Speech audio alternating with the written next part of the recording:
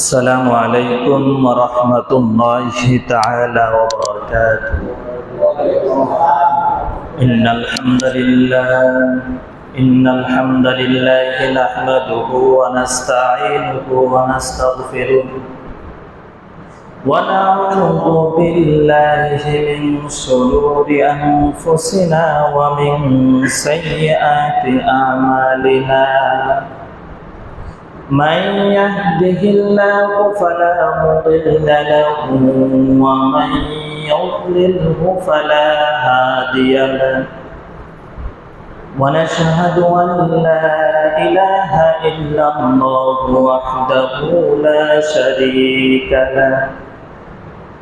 ونشهد أن سيدنا وحبيبنا وطبيبنا وطبيب قلوبنا محمد الذي أرسله بالحق بشيرا ونذيرا وداعيا إلى الله بإذنه وسراجا منيرا.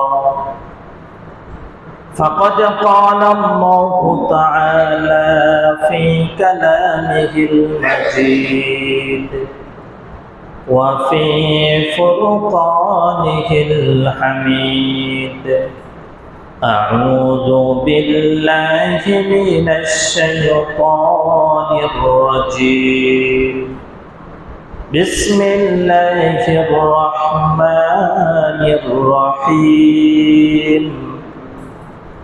ولا تأكلوا أموالكم بينكم بالباطل وتدلوا بها إلى الحكام لتأكلوا فريقا من أموال الناس بالإثم وأنتم تعلمون. وقال تعالى في شان حبيبه ومعشوقه مخبرا وآمرا: إن الله وملائكته يصلون على النبي يا أيها الذين آمنوا صلوا عليه وسلموا تسليما. اللهم صل على سيدنا مولانا محمد وعلى سيدنا مولانا তাহাজ্জুদের জায়নামাজে মরণ দিও প্রভু আমায়, একামতে দিনের পথে কবুল করে নিও আমায়। আল্লাহুম্মা সাল্লি আলা সাইয়্যিদিনা মাওলানা মুহাম্মদ ওয়া আলা আলি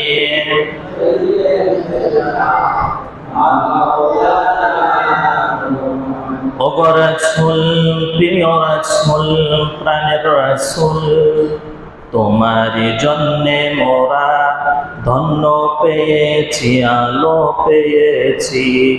ওগো রাসূল, প্রিয় রাসূল, প্রাণের রাসূল, আল্লাহুম্মা সাল্লি আলা সাইয়্যিদিনা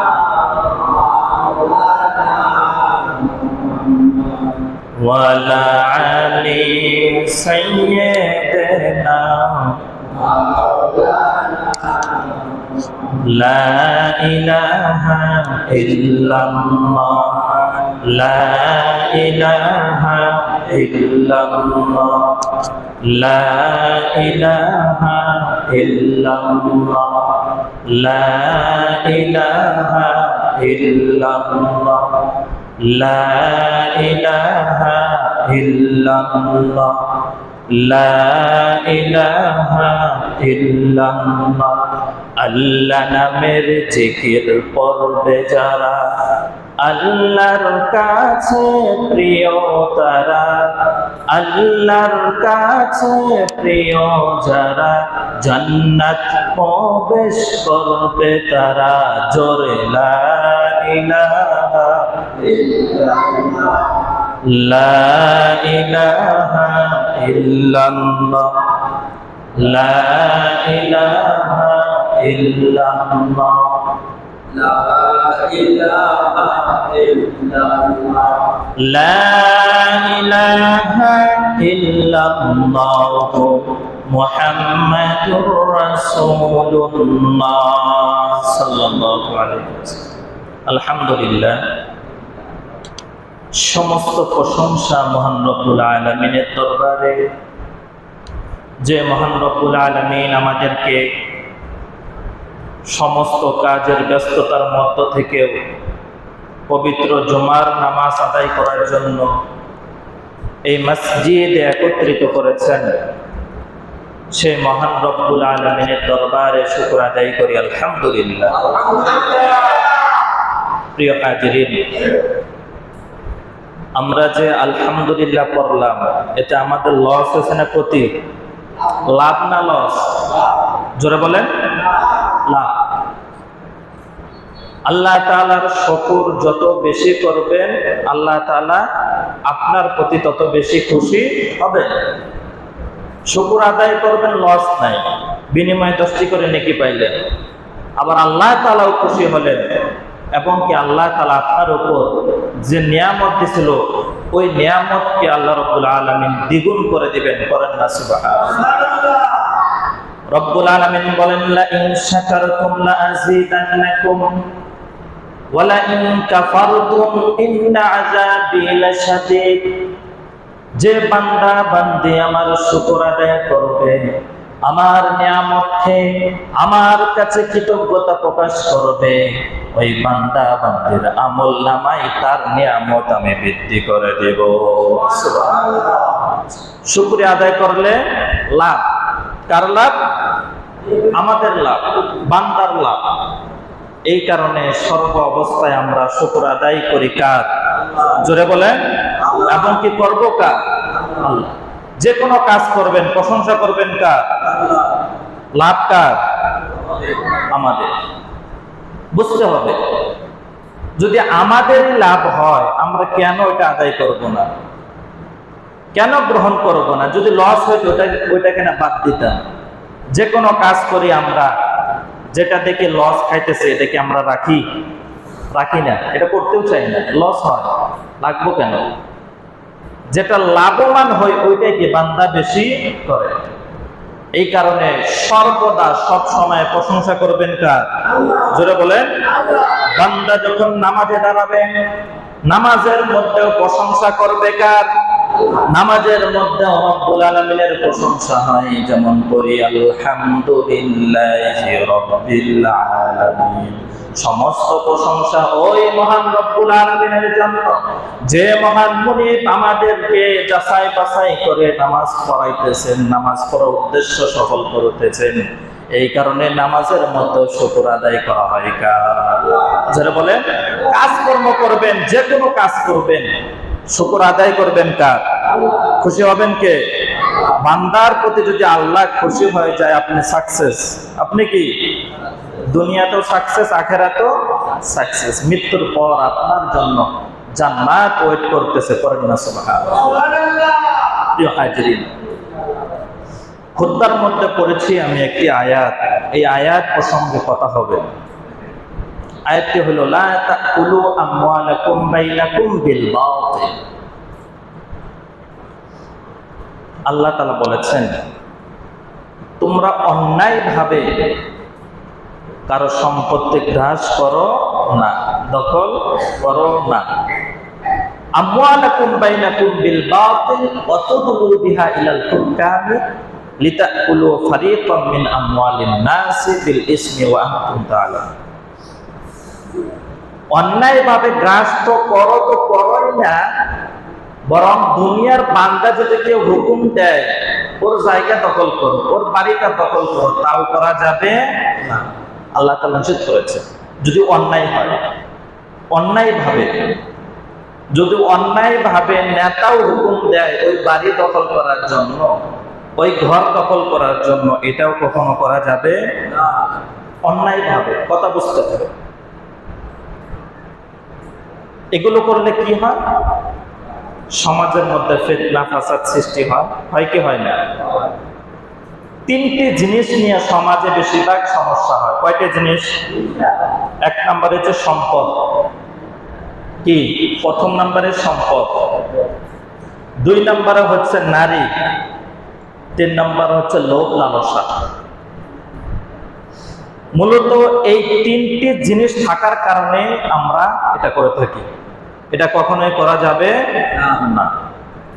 আল্লাহ তাআলা নিষেধ করেছে, লা তাকুলু আমওয়ালাকুম বাইনাকুম বিল বাতিল ওয়া তুদলু বিহা ইলাল হুকাম লিতাকুলু ফারিকাম মিন আমওয়ালিন নাস বিল ইসমি ওয়া আনতুম তা'লামুন। অন্যায় ভাবে কারো সম্পত্তি কখনো দখল করবা না, কারো জায়গা দখল করবা না, কারো কাছে কিছু জোর করে নিবা না। নিষেধ করেছেন কে? জোরে বলেন। কিন্তু বর্তমান প্রেক্ষাপটে এটাই বেশি, এটাই কি বেশি হচ্ছে। এবং কি হাদিসের মধ্যে এটাও বলা হয়েছে, অন্যায় ভাবে কারো গাছ থেকে একটা ফলও খাইও না। দেখে নাই চুরি করে খাই ফেলাইছে। এটা বেশিরভাগ পোলাপানরা করে, ইয়াং জেনারেশন আছে। নিজস্ব মানুষ বলা লাগবে নাকি, বাইরে একটা খায় ফেলায়। ডাব চুরি করে খাইতেছে, কলা চুরি করে খাইতেছে, সবকিছু খাইতেছে, কিন্তু কার হক খাইতেছে, কি করতেছে এটা নিজেও জানে না। এটাও হকুল ইবাদতের মধ্যে পড়ে, বান্দার হক। দুটি হক, একটা হচ্ছে আল্লাহ তাআলার হক, আর একটা হচ্ছে বান্দার হক। তার মধ্যে এটাও পড়ে, এটা বান্দার হক। বান্দার হককে আপনি নষ্ট করে ফেলেছেন। আমার ভাইরা কথাগুলো বুঝবেন। আমি আমার মূল আলোচনার মধ্যে প্রবেশ করতেছি।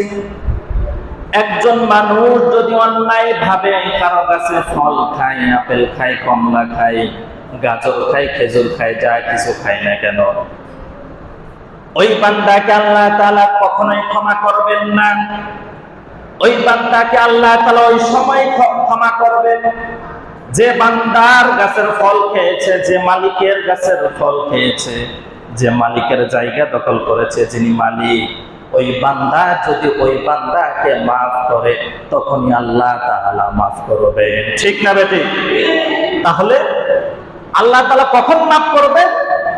আপনি যার ফল খাইলেন, যার কাপ চুরি করে খাইলেন, যার জায়গা দখল করলেন, আপনাকে আল্লাহ মাফ করবেন না। মাফ করবে কখন? আপনি যার হকটা নষ্ট করেছেন, এটা ওনার হক। ওনার থেকে যদি আপনি মাফ নিয়ে যেতে পারেন, তাহলে আপনাকে আল্লাহ তাআলা ক্ষমা করে দিবেন। করেন না সুবহানাল্লাহ? আল্লাহ তাআলা আমাদেরকে ক্ষমা করেন না কেন? এই কারণে, এটাই তো সমাজের মধ্যে বেশি। অন্যায় ভাবে খেতে চলে গেছি, লাল চাপায় কাটতেছি, অন্যের লাল কাটে খেতে নিজের ক্ষেত বানাইতেছি, অন্যের ফসলের জমি দখল করে রাখছি, অন্যের কাছে ডাব খাইতেছি বাইরে চুরি করিয়া, অন্যের লাল গাছে যে করতেছি, অন্যায় যত প্রকার কাজ আছে এগুলো করতেছি। কিন্তু আল্লাহ তাআলা আপনাকে কখনোই ক্ষমা করবেন না। এটা বুঝতে হবে, আপনাকে আমাকে এটা বুঝতে হবে, এটা বান্দার হক। মনে রাখবেন, আল্লাহ তাআলার হক যদি আপনি নষ্ট করেন, আল্লাহ তাআলা ইচ্ছা করলে আপনাকে মাফ করে দিয়ে জান্নাতে দিতে পারে। কিন্তু বান্দার হক নষ্ট করলে, যার হকটা আপনি নষ্ট করলেন, ওই বান্দা যদি আপনাকে ক্ষমা না করে, আল্লাহ ক্ষমা করবে না। এতে বোঝা গেল আল্লাহর হক থেকে বান্দার হকের মধ্যে পাইরেটি বেশি। কথা বুঝতে পারছো? এই জন্য কোরআনে আয়াত এই জন্য নাজিল হয় নাই, লা তাকুলু আমওয়ালাকুম বাইনাকুম বিল বাতিল। আল্লাহ তাআলা জানেন বান্দা এই সমস্যাটা দুনিয়ার বুকে বেশি করবে। এই কারণে আল্লাহ তাআলা তাদেরকে বোঝানোর জন্য কঠিন ভাবে বলে দিয়েছেন, তোমরা অন্যায় ভাবে কারো সম্পদ, কারো দখলদারি গ্রাস করবা। আমার ভাইরা, আল্লাহ তাআলা আপনাকে ক্ষমা করবেন না যদি বান্দার হক নষ্ট করে থাকেন। আর আল্লাহ তাআলা আপনাকে ক্ষমা করে দিবেন। আল্লাহ তাআলার হক নষ্ট করে থাকলে আপনি জীবনে নামাজ পড়েন নাই, রোজা রাখেন নাই, ইসলামের পথে চলেন নাই, সুন্নতের পথ অতিক্রম করেন নাই, সুন্নতের পথ অনুসরণ করেন নাই, আল্লাহ রাব্বুল আলামিন ইচ্ছা করলে আপনাকে ক্ষমা করে দিতে পারে, কারণ এটা হচ্ছে আল্লাহ তাআলার হক। আর বান্দার হকটা হচ্ছে অনেক কঠিন। ওই বান্দা যদি আপনাকে ক্ষমা না করে, ওই বান্দা যদি আপনাকে মাফ না করে, আপনি অন্যের সম্পদ ভোগ করে খাইতেছেন, বোনের সম্পদ ভোগ করে খাইতেছেন, ভাইয়ের সম্পদ ভোগ করে খাইতেছেন, কিন্তু কারটা খাইতেছেন নিজের বিবেকের মধ্যে চিন্তা করেন না। ওই বোন যদি আপনাকে ক্ষমা না করে, ওই ভাই যদি আপনাকে ক্ষমা না করে, তাহলে আপনি জান্নাতে যেতে পারবেন না। দুনিয়ার মধ্যে সীমাবদ্ধ অবস্থায় থেকে যাবে, দুনিয়ার মধ্যেই পাউরুটি পাবেন, ভোগ বিলাসিতা করতে পারবেন, কিন্তু মৃত্যুর পর আপনার কি হবে আপনি তা নিজেও জানেন না। কথা বলেন ঠিক না বেটে? আমার ভাইরা, আবু সালের জঙ্গে মুসা, তিনার জীবনের মধ্যে পাওয়া যায় ক্ষুধার্ত ব্যক্তি ছিলেন, তেমন কোন ধনাত্ম ব্যক্তি ছিলেন না, ক্ষুধার অভাবে কিছুই করতে পারতেছিলেন না। এমন অবস্থায় তিনি নদীর তীরে হাঁটতেছিলেন, পানি পিপাসা তৃষ্ণার্ত ব্যক্তি তিনি। যখন তিনি পানির মধ্য দিয়ে হাঁটতেছিলেন পানি খাওয়ার জন্য নদীর পাশে গেলেন। আমার ভাইরা, যখন নদীর পাশে গেলেন পানি যখন খাবেন, এমন অবস্থায় তিনি দেখতে পেলেন একটি আপেল ফল নদী দিয়ে বেয়ে বেয়ে আসতেছে পানির ঢেউয়ের মধ্য দিয়ে। তিনি চিন্তা করলেন ক্ষুধা লেগে গেছে, লোভ সামলাইতে পারেন নাই, এই আপেলটা তুলে তিনি খেয়ে ফেললেন। যখন খাইলেন অন্তরটা ঠান্ডা হইল, পানীয় পান করলেন। ঠান্ডা হওয়ার পরে তিনি চিন্তা করতেছেন, আজকে আমি কি করলাম, কার হক খাইলাম, আমি তো কিছুই জানি না। নিজের মধ্যে যখন এরকম অনুতপ্ত আসলো, এখন কি করা যায়, এখন আমি কি করব, কার ফল খাইলাম, কার জিনিস খাইলাম। কাল কিয়ামতের দিন যদি আল্লাহ রাব্বুল আলামিন আমাকে প্রশ্ন করে, ও আবু সালেহ মুসা, তুমি যে পানি পান করতে গেছিলা নদীর তীরে, ওই সময় একজন বান্দার তুমি হক নষ্ট করে ফেলেছিলা, আজকে ওইটার জবাব দাও, এরপর তুমি জান্নাতে প্রবেশ করো। তখন তিনি চিন্তা করলেন, রব্বুল আলামিন যদি এইভাবে প্রশ্ন করে আমাকে, আবু সালেহ জঙ্গি মুসা, আমি কি জবাব দেব আমার রবের কাছে? এই সেন্টেন্স নিয়ে, এই চিন্তা নিয়ে তিনি যখন বের হতে লাগলেন, অবশ্যই নদীর পারে হয়তো কোনো আপেল গাছ আছে, এই জন্য আপেলটা নদীর মধ্যে পড়েছিল। তিনি হাঁটতে লাগলেন, নদীর তীরে তীরে হাঁটতে হাঁটতে অতিক্রম করলেন। অনেক পথ অতিক্রম করার পরে তিনি দেখতে পেলেন একটা আপেল বাগান। আপেল বাগানের মধ্যে একজন মালিক সেখানে আপেল চাষ করতেছে, আপেল দেখাশোনা করে, ওই বাগানের মালিক তিনি।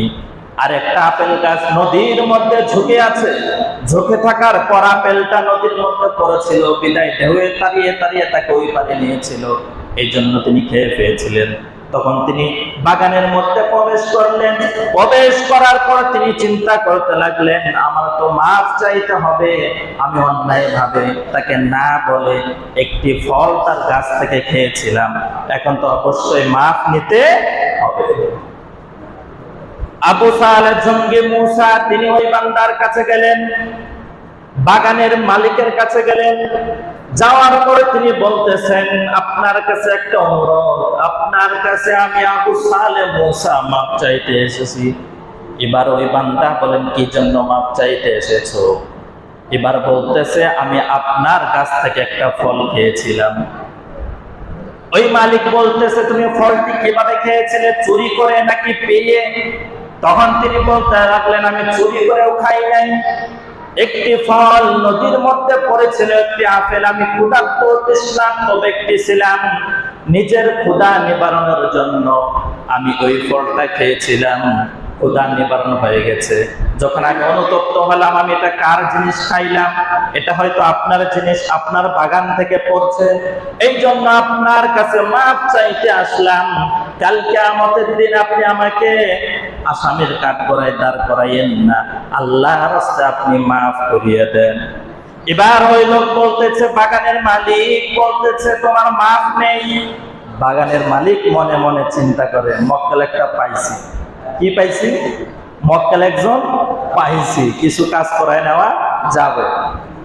ওই বাগানের মালিক বলতেছে তোমার মাফ নেই, তোমাকে মাফ করতে পারবো না। হ্যাঁ, একটি শর্তে আমি তোমাকে মাফ করতে পারি, তুমি একটি ফল আমার কাছ থেকে খেয়েছিলে, আজ থেকে 1 যুগ তথা 12 বছর এই বাগানের তুমি খেজমত করবা, দেখাশোনা করবা, তাহলে আমি তোমাকে মাফ করতে পারি, তাহলে আমি তোমাকে মাফ করতে পারি, তাছাড়া তোমাকে আমি মাফ করব না।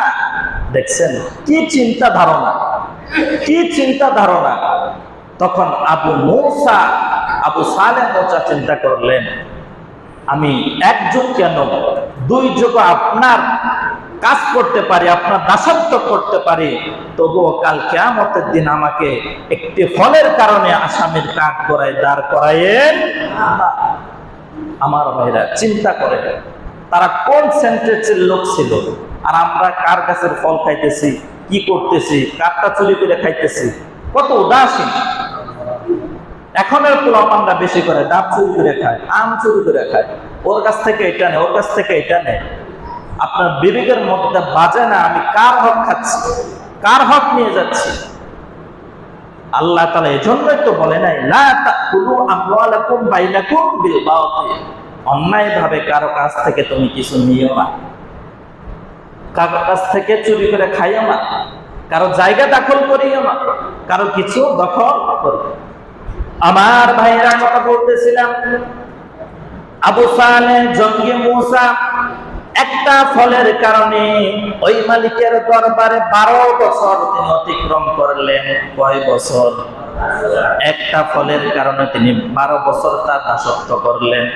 দাসত্ব করার পর যেদিন শেষ দিন, আগামীকালকে 12 বছর পূর্ণ হবে, তিনি রাতে চিন্তা করতেছেন কালকে তো এই বাড়ি থেকে আমি চলে যাব, কালকে তো আমি মাফ পেয়ে যাব, আমি তো আর এখানে থাকবো না, মাফ পেয়ে যাব, আমি তো আর এখানে থাকবো না, চিন্তা করতেছেন।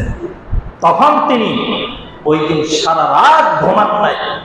আবু সালেহ জঙ্গে মুসা তিনি সারা রাত ঘুম যান নাই, আল্লাহর দরবারে কান্না করেছিলেন শুধু একটি ফলের কারণ। তিনি প্রতিদিনই যাই নামাজের মধ্যে কান্নাকাটি করতেন, কিন্তু শেষ দিনটা ওনার বেশি অতিক্রম ছিল যে আমাকে ওই বান্দা মাফ করে দেবে। আমার ভাইরা পর হয়ে গেল, ফজরের নামাজ জামাতের সহিত আদায় করলেন। আদায় করার পরে মুনিবের কাছে গেলেন, আমার তো 12 বছর শর্ত ছিল, আমার তো 12 বছর পূর্ণ হয়ে গেছে, আপনি আমাকে মাফ করে দেন, আমি আজকে চলে যাই। তখন ওই বান্দা বলতেছে, ওই মালিক বলতেছে, তুমি যে 1 যুগ এই বাগানের খেজমত করলা, আমার দাসত্ব করলা, এখানে থাকলা, আমি কিন্তু এখনো তোমাকে মাফ করবো না, বিনিময়ে আরো 2 যুগ আমার দরবারে থাকতে হবে। আর কয় যুগ থাকতে হবে? 2 যুগ থাকতে হবে। কেন একথা বললেন আপনি?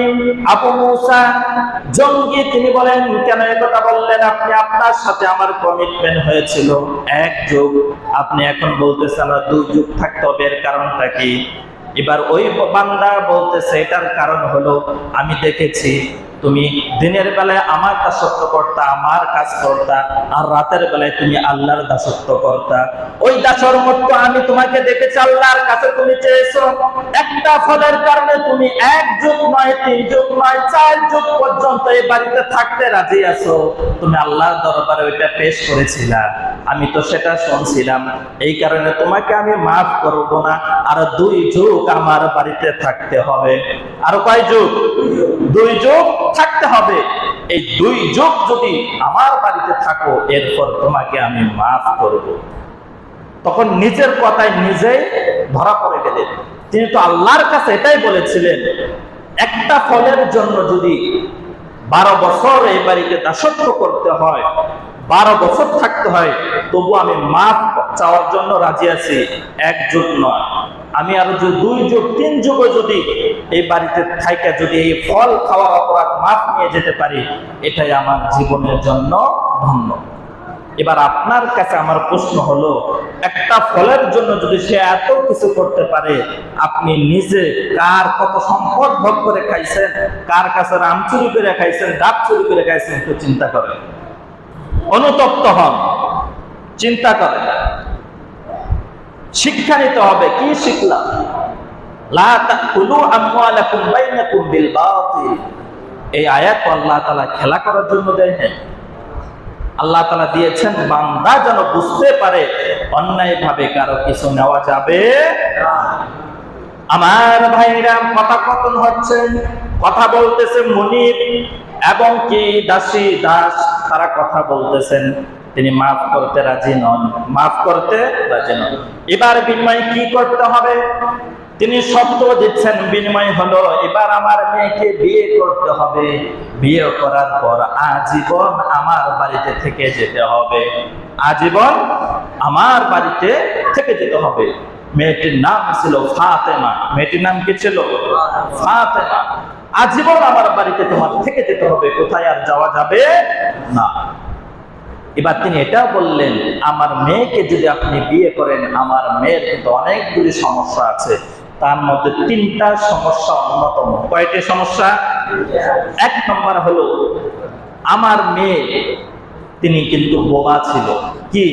বোবা। 2 নম্বরে হলো তিনি চোখে দেখেন নাই। 3 নম্বরে তিনি কি? পঙ্গু ছিল, হাঁটতে পারেন নাই। আচ্ছা, আপনারাই বলেন, আপনাদেরকে কেউ যদি এরকম 4-5 বছর কারো বাড়িতে কাজ করায়, এরকম একটা মেয়ে আপনার হাতে তুলে দেয়, আপনারা নিবেন? কখনোই তো না, পিস্তা হয়ে যাবেন, চলে যাবেন, নিবেন না। এটা কোনো সম্ভব নেই। এমনি চোখে দেখে না, বোবা, লোলা, এটাকে নিয়ে আমি কি করব?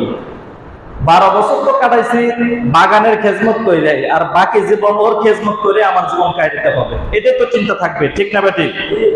এই জন্য তিনি চিন্তা করলেন, আমি বিয়ে করতে রাজি, তবু যদি আমাকে আপনি মাফ করেন। অপরাধ কি? একটি ফল খাওয়ার কারণে। অপরাধ কি? একটি ফল খাওয়ার অপরাধে যদি আপনি আমাকে তাই করেন, আমি রাজি। আমার ভাইরা, বিয়ে শাদী হয়ে গেল। বিয়ে শাদীর হওয়ার পর আমার ভাইরা, তিনি যখন বাসর ঘরে ঢুকবেন, কোথায় ঢুকবেন? বাসর ঘরে ঢুকবেন, তিনি সালাম দিলেন। কোরআনের আয়াত, নিজের ঘর হোক অন্যের ঘর হোক, আগে সালাম দিলেন। 2 নম্বরে অনুমতি যদি দেয় তাহলে প্রবেশ করবেন। আল্লাহ রাব্বুল আলামিন কোরআনের মধ্যে বলেছেন, ইয়া আইয়ুহাল্লাযীনা আমানু লা তাদখুলু বুয়ুতান গায়রা বুয়ুতিকুম হাত্তা তাস্তানিসু ওয়া তুসাল্লিমু আলা আহলিহা। ওহে ঈমানদারগণ, তোমরা যারা ঈমানের দাবি করো, তোমরা যারা মুমিন দাবি করো, নিজের ঘর হোক অন্যের ঘর হোক, 1 নম্বরে সালাম দিবা, 2 নম্বরে অনুমতি পাবা, এরপরে প্রবেশ করবা। আবু সালেহ মুসা তিনি সালাম দিলেন। সালাম দেওয়ার পর ভিতর থেকে অনুমতি আসলো, সালামের জবাব আসলো, ওয়ালাইকুমুস সালাম। তিনি চিন্তা করতে লাগলেন, আমার বাসর ঘরের মধ্যে কি? কারণ আমার শ্বশুর বলেছিল আমার স্ত্রী তিনি ছিলেন বোবা, তিনি কি? সালামটা কোত্থেকে আসে? অবশ্যই এটা আমার স্ত্রী নয়, এখানে ঢোকা যাবে না, প্রবেশ করা যাবে না। তিনি বাইরে দাঁড়িয়ে আছেন। এবার তিনার স্ত্রী তিনাকে ডাকতেছেন, ভিতরে আসেন। তিনি আরো ভয় পেয়ে গেলেন। ভয় পাওয়ার পর ঘর থেকে বের হয়ে তিনি যখন দৌড়াতে লাগলেন, সামনে ছিল ওনার শ্বশুর। ওই মালিক বলতেছে, বাবা তুমি এখন কোথায় যাও? তখন তিনি বলতেছে, এটা আপনি কি করলেন? আপনার মেয়ের সাথে বিয়ে দেওয়ার কথা বলে আপনি কার সাথে বিয়ে দিলেন আমি তো বুঝতে পারলাম না, সব দেখি কথা বলে। তখন তিনি বলতে লাগলেন, ঘরে যাও, এটাই তোমার স্ত্রী। তখন আবু সালেহ জঙ্গি মুসা তিনি বললেন, এটা আমার স্ত্রী হয় কেমনে? আপনি আমাকে 3টা শর্ত দিয়ে বিয়ে করাইছিলেন, 3টা শর্তের মধ্যে তো একটা শর্ত প্রথম অবস্থায় অমান্য। আমি কেমন ওই ঘরে ঢুকি অন্য জনের মহিলার কাছে? এবার ওই মালিক বলতেছে, আবু মুসা আমি তোমার সাথে বেঈমানি করি নাই, আমি তোমার সাথে কোনো কিছু গোপন করি নাই, যা সত্যি আমি তোমাকে তাই বলেছিলাম। আমি 1 নম্বরে বলেছিলাম আমার মেয়ে চোখে দেখে না। অবশ্যই আমার মেয়ে চোখে দেখে না। কিভাবে চোখে দেখে না? আমার মেয়ে যখন প্রাপ্ত বয়স্ক হওয়ার পর তার এই চোখ দিয়ে আজ পর্যন্ত কোনো বেগানা পুরুষ কখনো দেখে নাই। বেগানা পুরুষ দেখে নাই, এই জন্য আমি বলেছি আমার মেয়ে হচ্ছে চোখে দেখা না। 2 নাম্বার হচ্ছে আমি বলেছিলাম আমার মেয়ে ছিল বোবা। হ্যাঁ, অবশ্যই বোবা। আমার মেয়ে যখন যৌবন প্রাপ্ত হয়েছে, যৌবন প্রাপ্ত হওয়ার পর তার জবান দিয়ে কোনো বেগানা পুরুষের সাথে কথা বলে নাই। যাদের কাছে দেখা জায়েজ আছে তাদেরকে নিয়ে শুধু কথা বলেছে, অন্য পুরুষের সাথে কথা বলে নাই। এই জন্য আমি তোমাকে বলেছি আমার মেয়ে ছিল বোবা। আমার মেয়ে কি ছিল? 3 নম্বরে কন্ডিশন ছিল আমার মেয়ে ছিল প্রতিবন্ধী, হাঁটতে পারে না, চলতে পারে না। কিন্তু আপনার মেয়ে দেখলাম বাসর ঘর থেকে উঠে দাঁড়াইলো, আমাকে দরজা দিয়ে ডাকতেছে ভিতরে আসার জন্য। এটা তো আপনার মেয়ে হতে পারে না। এবার ওই লোকটি বললো এটা আমার এই মেয়ে, কারণ আমি বলেছি এই কারণে এই পা দিয়ে সে কখনো অন্যায় ভাবে কোথাও চলাফেরা করে নাই, মার্কেটে যায় নাই, কোথাও আজে বাজে কাজ করে নাই, সিনেমা হলে যায় নাই, যত অশ্লীল ফাহশা কাজ আছে এগুলোর মধ্যে যাই নাই। এই কারণে আমি তোমাকে বলেছিলাম আমার মেয়ে ছিল কি বোবা, চোখে দেখে না এবং কি পঙ্গু। এই কারণে আমার ভাইরা ওই মহিলার এবারে বলতেছে যাও তুমি তোমার বাসর ঘরে যাও। বাসর ঘরে ঢুকে দেখে এমন একটি সুন্দরী নমুনি নারী, আল্লাহু আকবার, যেটা দেখার মতো। সে এটা দেখে জায়নামাজের মধ্যে দাঁড়িয়ে গেলেন, নামাজ পড়লেন, 2 রাকাত নফল নামাজ আদায় করলেন। কয় রাকাত? জোরে বলেন। 2 রাকাত নফল নামাজ আদায় করলেন খুশি হয়ে। আমার ভাইরা, বিয়ে শাদীর পর এখানে একটা মাসালা বলে দিই, যখন স্বামী স্ত্রী আসবে, নতুন দাম্পত্য জীবন শুরু করবে, বাসর ঘরে ঢুকে 2 রাকাত করে নফল নামাজ পড়বে। আল্লাহ রাসূলরা করতেন, সাহাবায়ে কেরামরা করতেন, তাবিঈরা করতেন, আপনারা করবেন তো ইনশাআল্লাহ? আমরা তো এটা করি না, ঢুকে এনে তো শুরু করে দেয় আকাম কুকাম যা আছে, কিন্তু আমরা তো এই সুন্নাতটা অনুসরণ করতে পারি না। এটা সুন্নাত। এরপরে আপনি হাল চাষ করেন না কি চাষ করেন, এর পরের সাবজেক্ট। কিন্তু আপনি আগে নামাজ পড়বেন, নামাজ পড়ে আল্লাহর দরবারে কান্নাকাটি করবেন। কান্নাকাটি করার পরে যেটা করার দরকার ওইটা করবেন, এরপরে শুরু করবেন আপনাদের দাম্পত্য জীবন। কিন্তু আমরা এই সুন্নাতটা পালন করি না। আল্লাহ রাসূলরা করেছেন, পয়গম্বররা করেছেন, তাবিঈনরা করেছেন, এটা হাদিস দ্বারা প্রমাণিত। এটা আপনাকে করতে হবে। তিনি নামাজ পড়লেন, নামাজ পড়ে আল্লাহর দরবারে শুকরিয়া জ্ঞাপন করলেন, দুজনে নামাজ পড়লেন, নামাজ পড়ার পর আল্লাহর কাছে কান্নাকাটি করলেন, কান্নাকাটি করার পর ওনার দাম্পত্য জীবন শুরু করলেন। আমার ভাইরা, এই দাম্পত্য জীবনের মধ্যে তিনারা যখন দাম্পত্য জীবন অতিক্রম করতেছিলেন, আল্লাহ রাব্বুল আলামিন তাদের দাম্পত্য জীবনের মধ্যে একটি পুত্র সন্তান দান করেছিলেন। কি সন্তান? পুত্র সন্তান দান করেছিলেন। পুত্র সন্তান দান করার পর পুত্র সন্তান যখন দুনিয়ার বুকে আসলো, পুত্র সন্তান দুনিয়ার বুকে আসার পর যখন 4-5 বছর হয়ে গেল, ওই পুত্র সন্তানের নাম ছিল আব্দুল কাদের। আব্দুল কাদের তিনার নাম ছিলেন। ওই পুত্র সন্তান যখন মক্তবে পাঠাবেন, মক্তবে যাওয়া শুরু করলো। 1, 2, 3 দিনের মধ্যে মক্তবে যায়, অতিক্রম করে। মক্তবে যাওয়ার পরে তার হুজুর শিখাচ্ছে আউযু বিল্লাহি মিনাশ শাইতানির রাজিম, বিসমিল্লাহির রহমানির রহিম। এবার আলিফ বাটা দিয়ে শুরু করলো। ওই শিক্ষক বলতেছে, মক্তবের হুজুর বলতেছে বাবা তুমি পড়ো আলিফ। এবার আব্দুল কাদের জবাব দিচ্ছে আলিফের অর্থ কি? এবার হুজুর হয়ে গেছে দেখাই দেয়, আলিফের কোনো অর্থ হয় না। কি রে, এত উল্টা প্রশ্ন করলো, প্রশ্নটা কি মারাত্মক। হুজুর আলিফের অর্থ কি? এবার হুজুর বলতেছে আলিফের অর্থ হয় না। এখন আব্দুল কাদের বলতেছেন যেহেতু এটার অর্থ হয় না, আমি আব্দুল কাদের এটা কখনোই পড়বো না। তাহলে তুমি কি পড়বা? তখনই তিনি শুরু করে দিলেন আলিফ লাম মিম করে শুরু করে 18 পারা কোরআন হেফজ তিনি মুখস্থ সময় দিলেন। কোরআন না সুবহানাল্লাহ। আমার ভাই আব্দুল কাদেরের উস্তাদ ওনার তেলাওয়াত শুনে, ওনার এই বক্তৃতা শুনে তিনি বেহুশ হয়ে গেলেন, পড়ে গেলেন। এটা বেহুশ হওয়ার কথাই।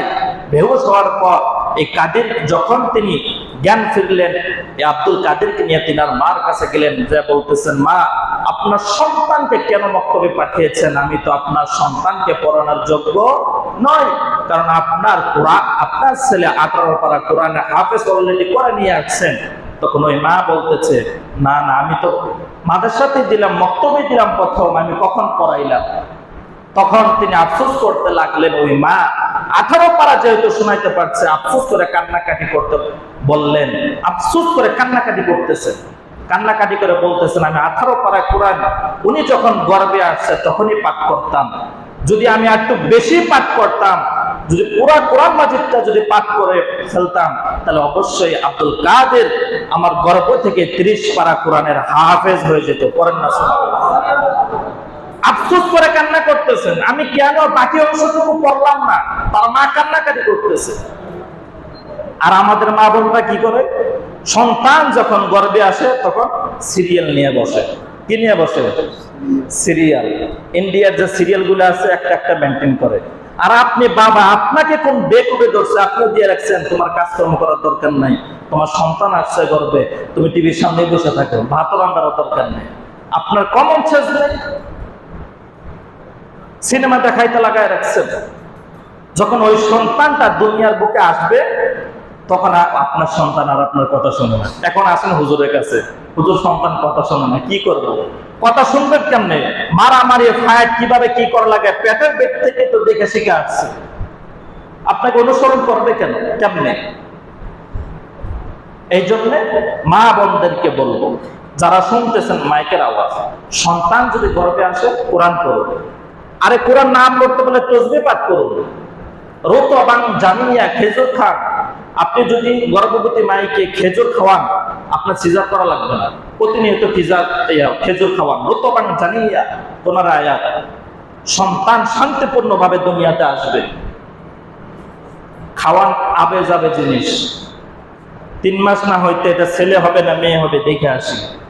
এটা তো আগে ছিল না, এটা এখন মেডিকেল সায়েন্স বলতেছে। একজন মায়ের যখন গর্ভে সন্তান আসে, আপনি চেক আপ করাইতে নিয়ে যান, যদি ওই মেশিনের মধ্যে বসান এটা ছেলে হবে না মেয়ে হবে এটা দেখে আসেন, তখনই ওনার যে সন্তান হওয়ার যে প্র্যাকটিক্যাল নরমাল যেটা হবে ওইটার পর্দা নষ্ট হয়ে যায়, ওটাকে অবশ্যই সিজার করতে হবে। আপনার ছেলের সন্তান মেয়ের সন্তান যেটাই গর্ভে আসছে, আপনি ডাক্তার থেকে ট্রিটমেন্ট নেবেন, পরামর্শ নেবেন, কিন্তু মেশিনের ভিতরে ঢোকায় যখন আপনাকে পরীক্ষা করে তখনই এটা গোলমাল হয়ে যায়। কারণ আল্লাহ তাআলা আপনার পেটের মধ্যে সন্তান দিয়েছেন, যেহেতু আল্লাহ তাআলা সন্তান দিয়েছেন পেটের মধ্যে, সেই রাস্তা আল্লাহ তাআলা বের করার রেখেছেন। এই বিশ্বাস তো আপনি আল্লাহর কাছে রাখেন না, রাখছেন কি ডক্টরের কাছে। এবার আল্লাহ তাআলা এই ডক্টর দিয়ে বের করায়, আল্লাহ তাআলা পদ্ধতি এখানে আর কাজ করায় না। একজন মহিলার যখন মেশিনের ভিতরে চেক আপ করে ছেলে হবে না মেয়ে হবে, তো এটার ভিতরে কি আছে না আছে একজন অন্য পুরুষ তো দেখে বলতেছে, এটা স্বাভাবিক, দেখে না? না দেখলে বলে কেমনে? যখন এই কাজটা করেন তখন তিনি নরমালে হওয়ার যে প্রক্রিয়া ওইটা বন্ধ হয়ে যায়, অটোমেটিক বন্ধ হয়ে যায়, তখন এটাকে কাইটা বার করতে হয়। এই কারণে ডাক্তারের কাছে যাবেন, ট্রিটমেন্ট নেবেন, কিভাবে কি করতে হবে না করতে হবে এগুলো করবেন। কিন্তু যখনই এই কাজটা করবেন দেখবেন যারা এই কাজটা করে প্রত্যেকটা সিজারে, যারা এই কাজটা করে থাকে প্রত্যেকটা সিজারে একটা নরমাল হয় না। এটা কারণ কি? আমার ভাইরা, মা বোনদেরকে সতর্ক থাকতে হবে, অনেক সতর্ক থাকতে হবে। সন্তান যখন গর্ভে আসে, আপনার তো ফাইজলামি করার জায়গা না। এটা সন্তান আসবে, আপনার সন্তান, আপনার বংশধর। আপনি যদি চান, প্রত্যেক পিতা মাতায় চায় আমার সন্তানকে আমি লালন পালন করব, কি করব, ভালো সুসন্তান বানাবো, কিন্তু দুনিয়ার বুকে আসা হয় না। না হওয়ার কারণ এই পেটের মধ্যে থাকতে কি করছেন? সিরিয়াল নিয়ে বসে আছেন, সিনেমা দেখছেন, রিলস ভিডিও দেখছেন। সন্তান পেটে থাকতে মা বাবার সভ্যতা শিখে, পেটে থাকতে মা বাবার সভ্যতা শিখে। আর যদি এটা না শিখতো, আব্দুল কাদের জিলানী তো তিনি মায়ের গর্ভ থেকে 18 পারা কোরআন মুখস্থ করে এমনি আসতো না। 18 পারা কোরআন তেলাওয়াত করতেন ওনার মা, যতটুকু পারতেন প্রতিদিন এভাবে পড়তে পড়তে 18 পারা পর্যন্ত পড়তেন। উনি আফসোস করে বলতেছিলেন, আমি যদি একটু বাড়াইয়া পড়তাম, বেশি করে পড়তাম, আমার ছেলের তো গর্ভ থেকে কোরআনের হাফেজ হইয়া আসতো। মায়ের যদি প্রক্রিয়া যদি সন্তান না পাইতো এটা কি হইতো? হইতো না। অবশ্যই প্রক্রিয়া পায়, মা যেটা করে সন্তান এটা দেখে গর্ভ থেকে। এই জন্য মা বোনদেরকে সাবধানতা অবলম্বন করতে হবে। সন্তান গর্বে আসলে আপনি আল্লাহ বিরো হয়ে যান, নামাজ পড়েন, কোরআন তেলাওয়াত করেন, কিছুই পারেন না, তসবিহ টিপেন, ফাঁসা কাজ থেকে বিরত রাখেন, দেখবেন আপনার সন্তান অবশ্যই সুসন্তান হবে। কি সন্তান? সুসন্তান। আর আপনি যদি বাবা হয়ে এই অনুমতি দিয়ে রাখেন, তোমার কাজ করার দরকার নেই, আমার সন্তান যেহেতু গর্বে, তুমি সারাদিন ঘরে বসে থাকো। ও যদি ঘরে সারাদিন বসে থাকে, ও কি করবে? টিভি দেখবে, মোবাইল টিপবে, এগুলি তো করবে, সময় তো যেতে হবে, তাই না? তো এটাও কখনো করা যাবে না। আপনাকে উপদেশ দিতে হবে, কোরআন পড়ো, ইসলামের পথে চলো, যে কদিন সময় রয়েছে তসবিহ তাহলিল পাঠ করো, তবে দেখবে আমাদের সন্তানটা আমাদের মুখ উজ্জ্বল করবে। এভাবে বলতে পারবেন না? পারবেন না? ইনশাআল্লাহ বলেন, পারবেন না? ইনশাআল্লাহ। আল্লাহ তাআলা আমাদেরকে যেটা বুঝাইতেছিলাম, অন্যের হক কখনো মেরে খাওয়া যাবে না। আব্দুল কাদের জিলানীর বাবা একটা ফলের জন্য কয় বছর দাসত্ব করেছিলেন? 12 বছর। এরপরে ওইখানেই তেনাকে রেখে দিয়েছে। মুনিব তার কাজে কর্মে অনুতপ্ত হয়ে খুশি হয়ে এই কাজটা করেছিলেন। একটু মানুষের মতো মানুষ, অন্য কিছু না। কিন্তু পড়ালেখা কিছু জানতেন না, কিন্তু মানুষের মতো মানুষ। এই কারণে তার কাছে তিনার মেয়েকে দিয়েছিলেন। সম্পদ দেখে দিয়েছিলেন? হ্যাঁ, টাকা দেখে দেখেছিলেন? আর আমরা তো এখানে এটাই করি, মেয়ে বিয়ে দিব, ছেলে বিয়ে দিব, সম্পদ আছে কিনা এটা দেখি, কিন্তু মানুষত্ব আছে কিনা, ওর মধ্যে বিবেক আছে কিনা ওইটা দেখি না। টাকা দিছে, দিয়ে দিয়েছে। আরে আল্লাহর নবীর মেয়ে মা ফাতেমাকে তো কত কোটি কোটি টাকার মালিকওয়ালারা বিয়ে দিতে, বিয়ের প্রস্তাব নিয়ে এসেছিল, আল্লাহর রাসূল তো দেয় নাই। এমন একজনের কাছে বিয়ে দিয়েছিলেন, তার ঘর বাড়িটাও নাই, তো ওনার জীবন গেছে না? মনুষ্যত্ব দেখবেন। শুধু টাকা টাকা টাকার কাছে ঘুরলে সব ফাঁকা হয়ে যাবে, এটা কখনো করবেন না। মানুষত্ব দেখবেন, সবকিছু দেখবেন, এরপরে মিল হলে আপনার আত্মীয়তা বন্ধন করবেন। আল্লাহ রাব্বুল আলামিন আমাদের সকলকে আমল করার তৌফিক দান করুক। আমরা পড়ি আমিন। আরো জোরে পড়ি আমিন। যারা সুন্নাত পড়েন নাই, 4 রাকাত ক্বাবলা জুমা আদায় করে নিন।